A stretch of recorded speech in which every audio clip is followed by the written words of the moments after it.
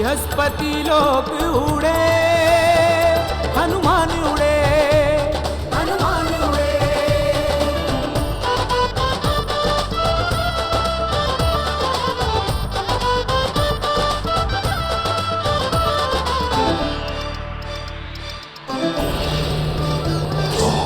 पिता केसरी को जीवन देने उड़े उड़े हनुमान उड़े, हनुमान उड़े।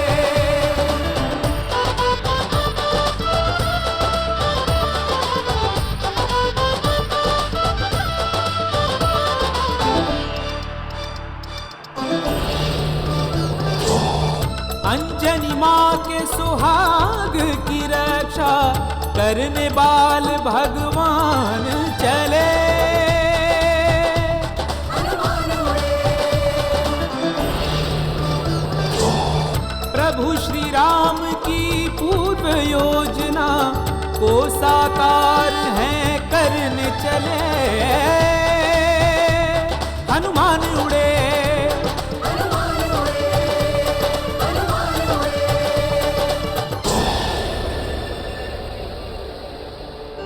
यही है बृहस्पति लोक।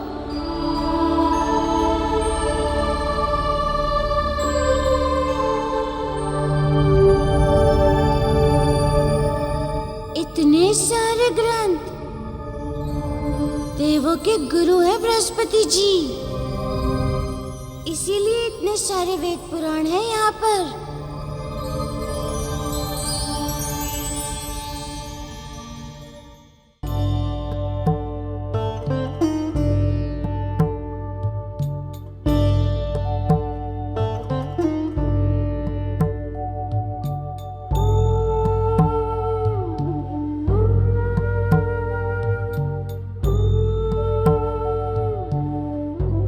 अंजना,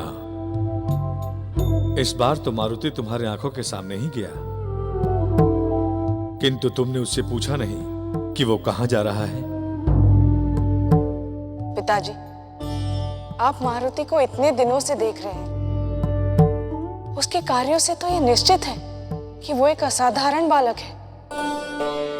और फिर कुलदेवता पवन देव ने भी तो बताया था कि उसका जन्म कुछ विशेष कार्यों के लिए हुआ है। इसीलिए मैंने स्वयं ही उससे कुछ नहीं पूछा। किंतु है तो अभी वो बालक ही ना। पिताजी, मैं जानती हूँ कि वो अपने पिता के प्राणों की रक्षा के लिए गया है।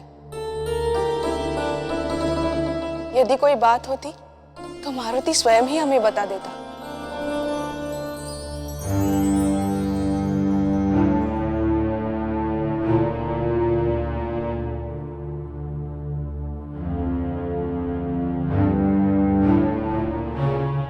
वैद्य जी, पुत्र केसरी के स्वास्थ्य में कुछ सुधार हुआ कि नहीं? अभी तो महाराज की सांस पहले जैसी स्थिर है, नाड़ी भी ठीक है।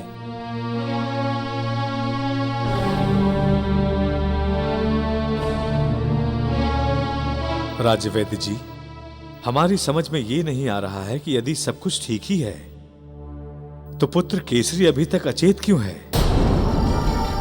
इनकी चेतना लौटी क्यों नहीं?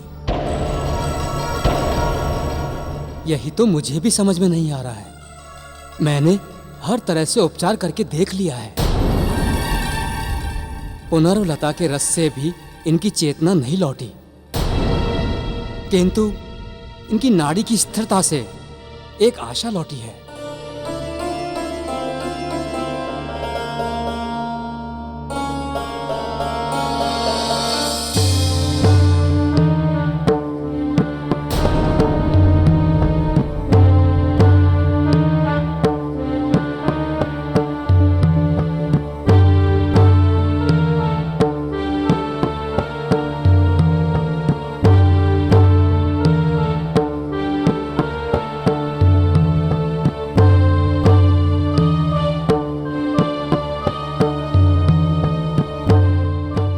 प्रणाम ऋषिवर।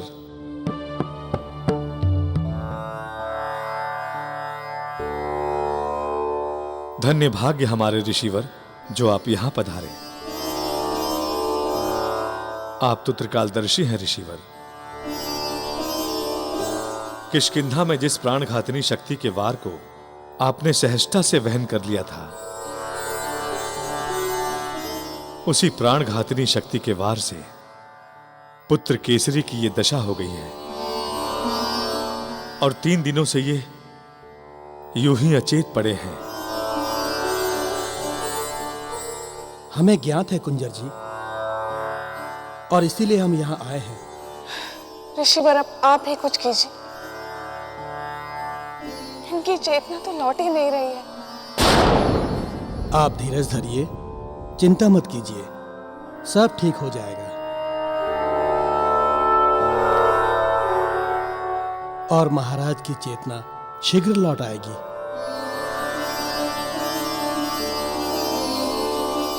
एक विनम्र विनती है ऋषिवर, जब तक पुत्र केसरी ठीक नहीं हो जाते, आप यहीं रहें। आपकी उपस्थिति से हम सबको बड़ा संबल मिलेगा। जी।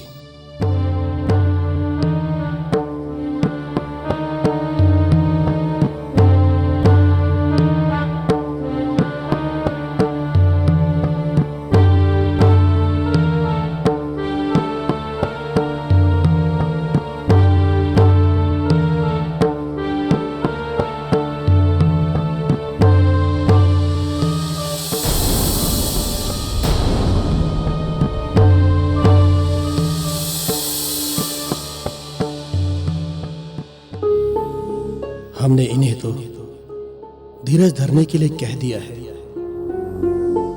किंतु सत्य तो यह है कि समय बीतने के साथ साथ केसरी की शक्ति क्षीण होती जाएगी, इनके श्वास की गति कम होती जाएगी, और यदि संजीवनी बूटी नहीं मिली तो 1.25 माह के अंतिम दिन इनकी मृत्यु हो जाएगी। और पता नहीं मारुति 1.25 माह तक लौट भी पाएंगे या नहीं। इसीलिए हमारा यहां आना आवश्यक था।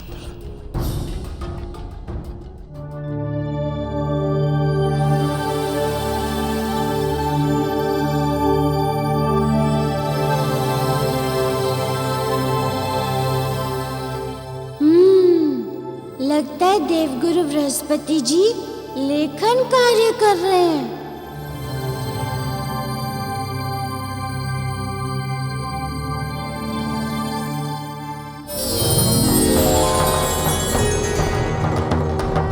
नमः शिवाय च नमः शिवाय, नमः शिवाय च नमः शिवाय, नमः शिवाय च नमः शिवाय, नमः शिवाय च नमः शिवाय, नमः शिवाय च नमः शिवाय, नमः शिवाय, मेरा प्रणाम स्वीकार करें।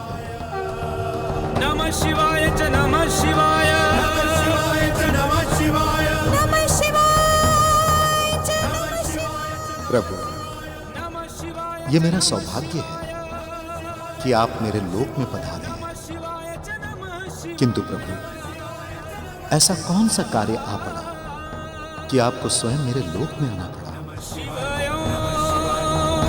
नमः शिवाय।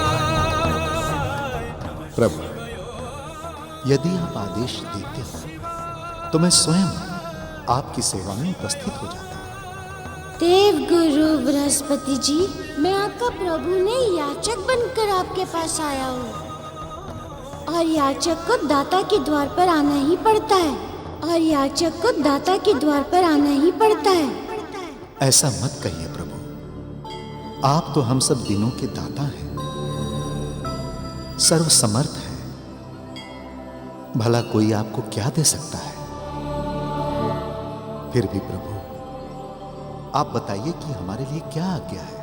मैं अपने पिता के जीवन की रक्षा के लिए मैं यहाँ आपके पास आया हूँ। मेरे पिता को प्राणघातिनी शक्ति लगी है। मेरे पिता को प्राणघातिनी शक्ति लगी है।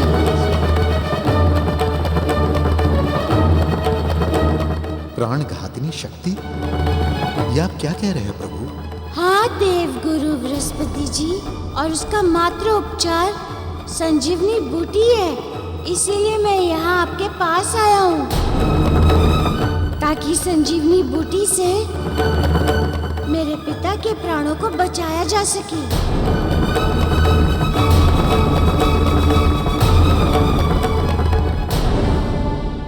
किंतु प्रभु, वो बूटी तो द्रोण पर्वत पर होती थी। देवगुरु बृहस्पति जी, आप मुझे वहां ले चलिए।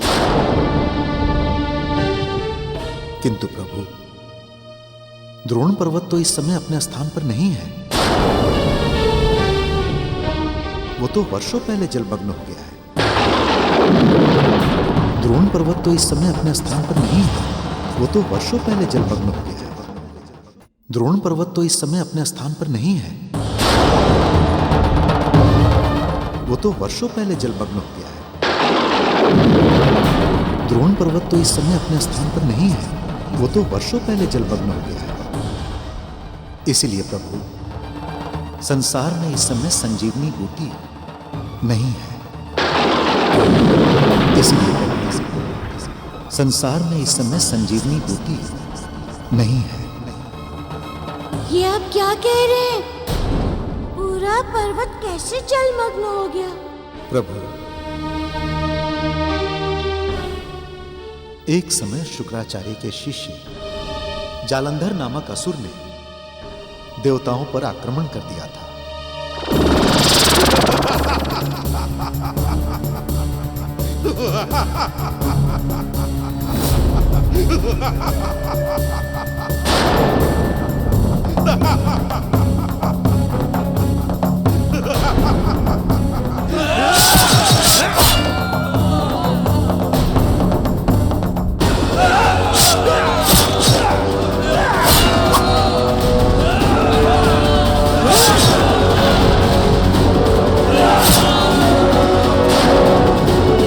बृहस्पति देव, आप हम देवताओं के गुरु हैं। आपकी दृष्टि के सामने ये असुर जालंधर देवताओं का संहार कर रहा है। इस तरह तो हम सारे देवता समाप्त हो जाएंगे। आप कुछ कीजिए देवगुरु, आप कुछ कीजिए। हे इंद्रदेव, आप चिंता ना करें। मैं किसी भी देवता को मरने नहीं दूंगा।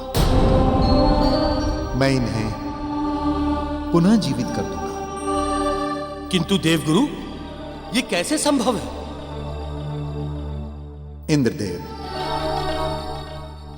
मैं संजीवनी बूटी की सहायता से इन सभी देवताओं को जीवित कर दूंगा। आप इस दुष्ट असुर जालंधर को रोकिए।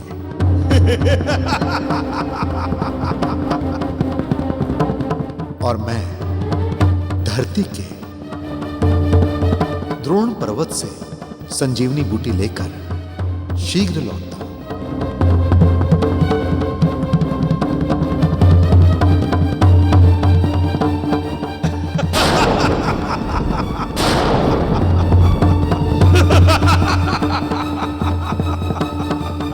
जालंधर, तेरा अंत अब मेरे ही हाथों होगा।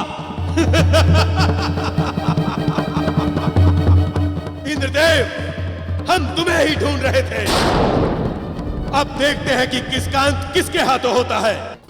इंद्रदेव, हम तुम्हें ही ढूंढ रहे थे। अब देखते हैं कि किसका अंत किसके हाथों होता है।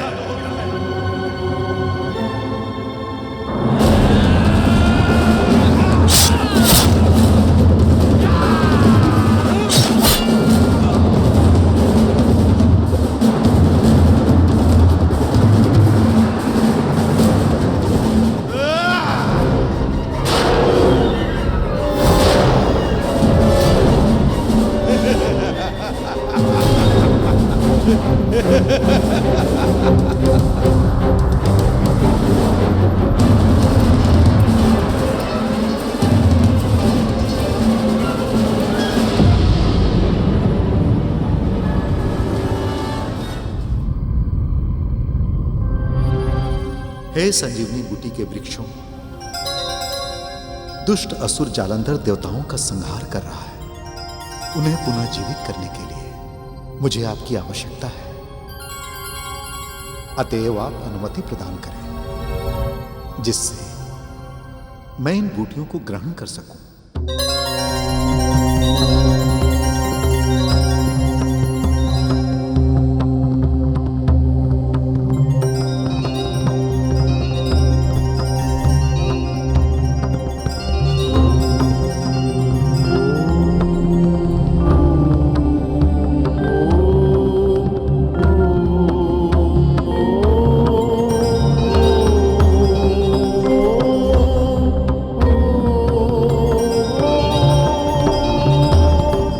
हे दिव्य संजीवनी बूटी के वृक्षों, आपको नमन,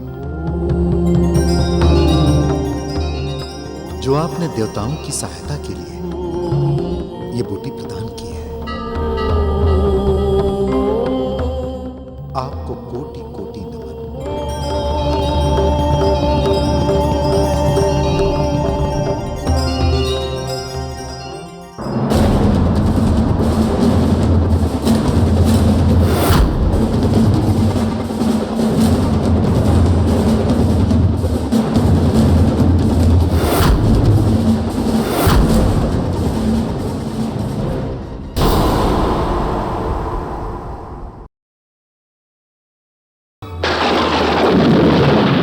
क्या कह रहे हैं?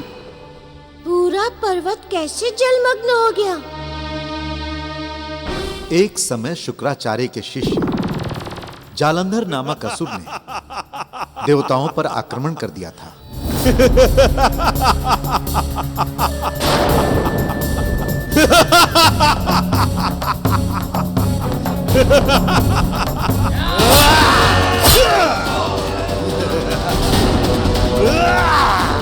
पतिदेव, आप हम देवताओं के गुरु हैं। आपकी दृष्टि के सामने यह असुर जालंधर देवताओं का संहार कर रहा है। इस तरह तो हम सारे देवता समाप्त हो जाएंगे। आप कुछ कीजिए देवगुरु, आप कुछ कीजिए।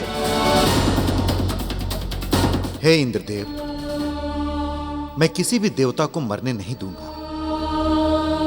मैं संजीवनी बूटी की सहायता से इन सब देवताओं को जीवित कर दूंगा।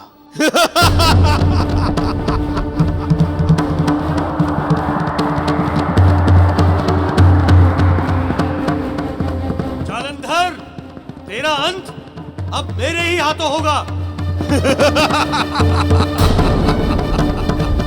इंद्रदेव, हम तुम्हें ही ढूंढ रहे थे। अब देखते हैं कि किसका अंत किसके हाथों होता है।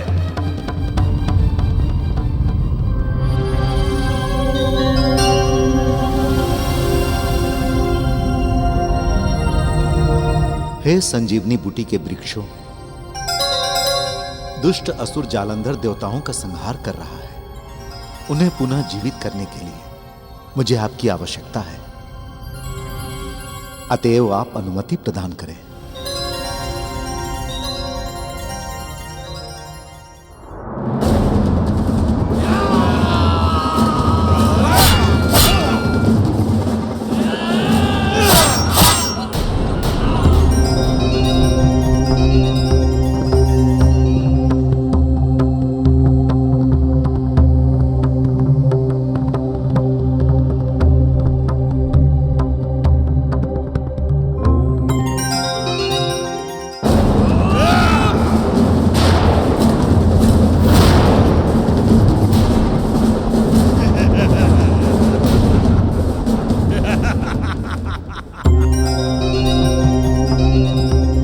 हे दिव्य संजीवनी बूटी के वृक्षों, आपको नमन, जो आपने देवताओं की सहायता के लिए ये बूटी प्रदान की है। आपको कोटि कोटि नमन।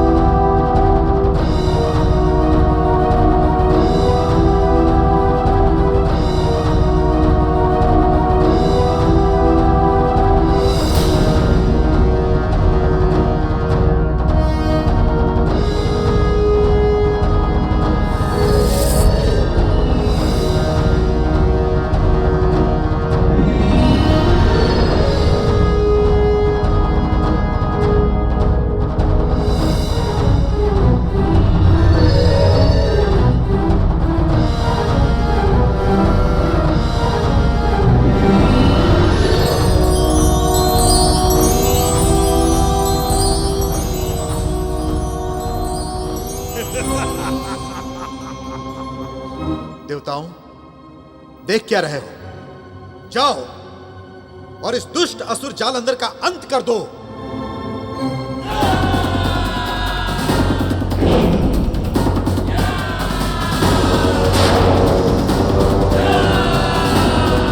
ये क्या हो रहा है? इन देवताओं को तो मैंने मार डाला था।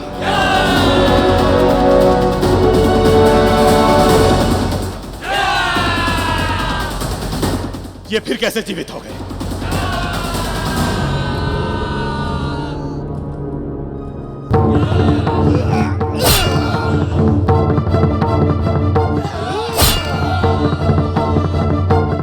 ये हो क्या रहा है? हम जिन्हें मार चुके हैं वो बार बार फिर जीवित हो रहे हैं और दैत्य गुरु की शक्ति भी समाप्त हो रही है।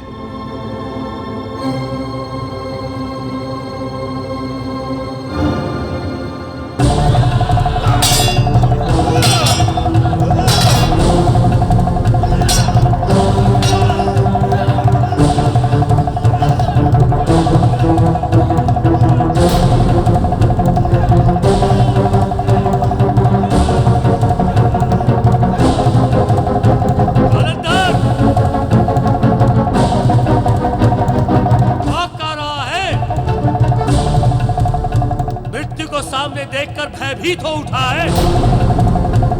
यदि अब दोबारा यहां आया तो हम तुझे जीवित नहीं छोड़ेंगे।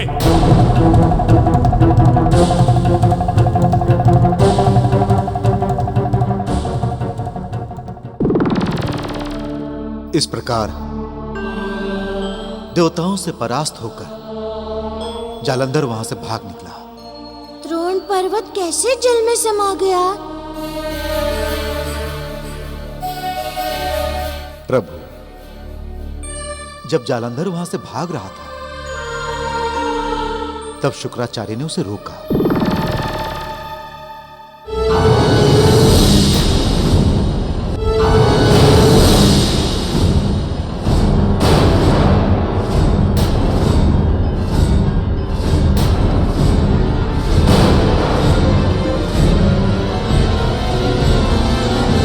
रुक जाओ जालंधर,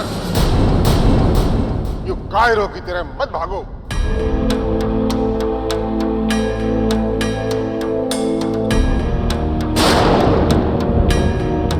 भागू नहीं तो और क्या करूं दैत्य गुरु? आपकी दी हुई सभी शक्तियां समाप्त हो चुकी हैं और ये देवता मर ही नहीं रहे।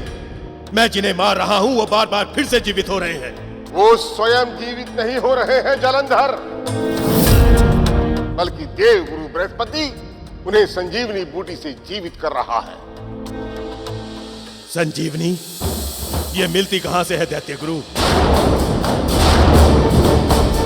जालंधर, संजीवनी बूटी का प्रयोग करके मृत व्यक्ति को जीवित किया जा सकता है और ये बूटी द्रोण पर्वत पर मिलती है। वो देखो, वो रहा द्रोण पर्वत।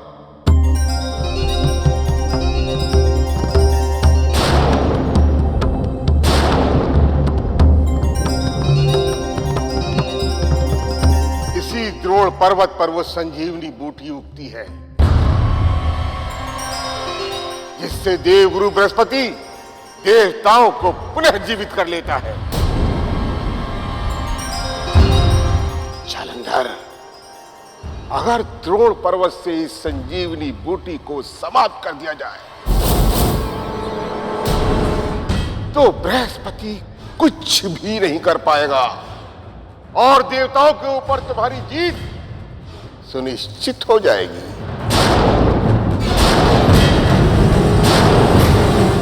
दैत्य गुरु, तो आज मैं इस संजीवनी के साथ साथ इस पूरे पर्वत को ही ध्वस्त कर दूंगा।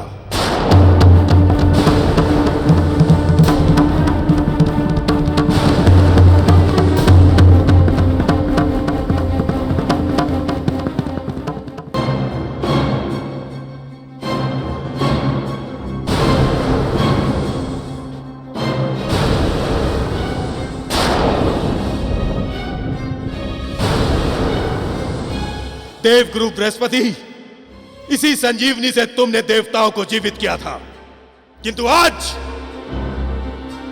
मैं इस संजीवनी के साथ साथ पूरे पर्वत को ही ध्वस्त कर दूंगा। फिर देखता हूं कि तू कैसे देवताओं को जीवित करता है।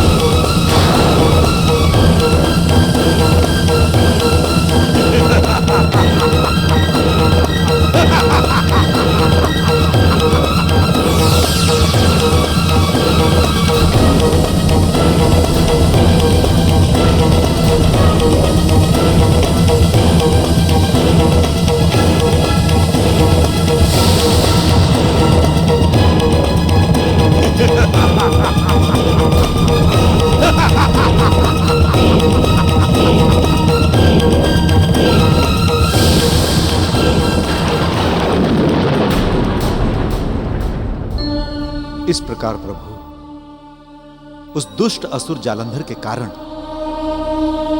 वो द्रोण पर्वत सदा के लिए जलमग्न हो गया। किंतु देवगुरु, द्रोण पर्वत तो अभी भी सागर में ही होगा और संजीवनी को वहां से प्राप्त किया जा सकता है।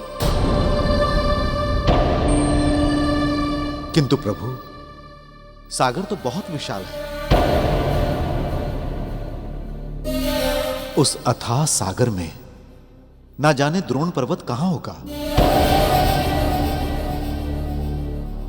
देवगुरु, आप मुझे वो स्थान दिखाइए जहां पर द्रोण पर्वत जलमग्न हुआ था।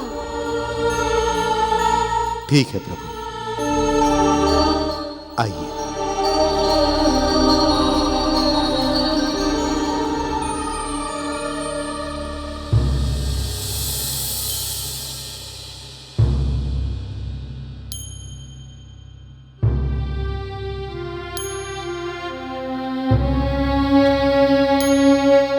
राजवैद्य जी, ये क्या हो रहा है महाराज के साथ?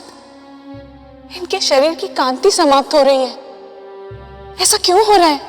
बताइए, बताइए राजवैद्य जी। धीरज धरो अंजना। पुत्र केसरी ने बहुत दिनों से अन्न जल ग्रहण नहीं किया है, इसीलिए ऐसा हुआ है। हाँ पुत्री। वैद्य जी, मेरा जी तो बहुत भयभीत हो रहा है। कुछ कीजिए वैद्य जी, कुछ कीजिए। मैंने तो हर प्रकार से प्रयास करके देख लिया है महारानी जी, किंतु महाराज की स्थिति में कोई सुधार नहीं हो पा रहा है। इनकी श्वास गति तो स्थिर है, किंतु भोजन न करने के कारण इनका शरीर सूखता जा रहा है। मुझे तो भय है कि इनकी चेतना लौटने से पहले कहीं शरीर इनका साथ न छोड़ दे। मुझे तो भय है कि इनकी चेतना लौटने से पहले कहीं शरीर इनका साथ न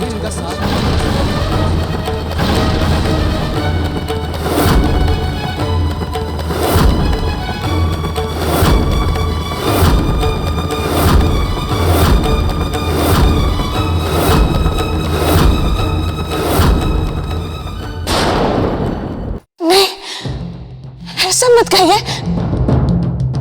यदि महाराज को कुछ हो गया तो मैं भी जीवित नहीं रहूंगी। मैं भी जीवित नहीं रहूंगी।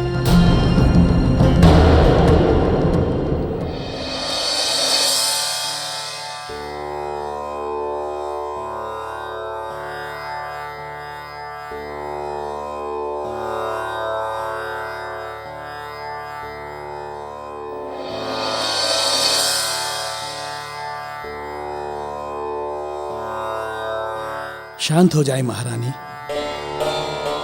मुझे महाराज की स्थिति का ज्ञान है, आप चिंता ना करें। मैं इस समस्या का समाधान ढूंढने का प्रयत्न कर रहा हूं।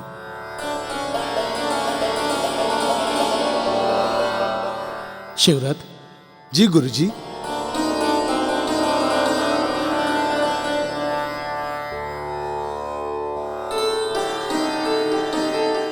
महारानी, इस जड़ी बूटी के लेप को महाराज के शरीर पर लगाने से उनके शरीर की कांति बनी रहेगी। ये बूटियां महाराज के रोम छिद्रों द्वारा उनके शरीर में प्रवेश कर जाएगी और भोजन की कमी को कम कर देगी।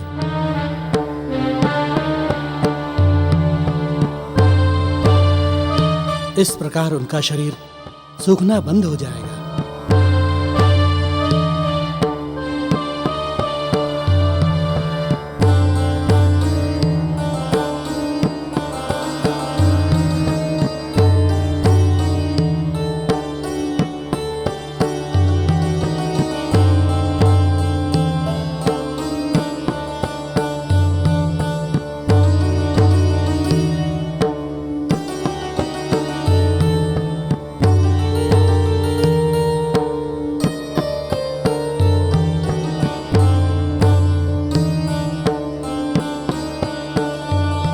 प्रभु, समय बीतता जा रहा है। 1.25 माह तक तो मैं महाराज की रक्षा कर सकता हूँ, परंतु उससे यदि एक क्षण भी अधिक बीता तो मैं अनर्थ होने से नहीं रोक पाऊंगा प्रभु।